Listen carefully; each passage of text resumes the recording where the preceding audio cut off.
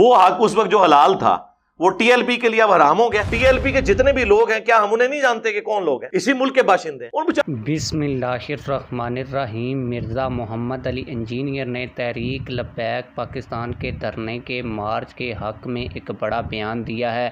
Video کے شروع میں نے آپ لوگوں کو مرزا محمد علی انجینئر کی ویڈیو کا چھوٹا سا کلپ دکھایا ہے۔ پوری ویڈیو آج کی اس ویڈیو میں مرزا محمد علی انجینئر کی آپ لوگوں کو دکھاؤں گا اور یہ بھی بتاؤں گا کہ انہوں نے تحریک لبیک پاکستان کے لانگ مارچ، احتجاج اور دھرنے کے متعلق کیا کہا ہے۔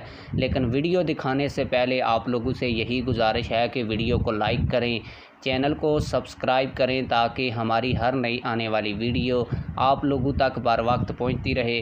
آپ لوگوں کو بتاتا چلوں کہ پی ٹی آئی کی جانب سے تحریک لبیک پاکستان کے اس لانگ مارچ اور دھرنے کے اوپر تنقید کی جا رہی ہے اور یہ کہا جا رہا ہے کہ سپریم کورٹ آف پاکستان سے پی ٹی آئی کے حق میں ایک بڑا فیصلہ ہوا ہے، اسی لیے جو ہے وہ تحریک لبیک پاکستان جو ہے وہ دھرنا دے رہی ہے تاکہ اس فیصلے کو سبوتاژ کروایا جا سکے۔ اس پر مرزا محمد علی انجینئر کا ایک تگڑا موقف سامنے آیا ہے۔ آئیے پوری ویڈیو دیکھتے ہیں۔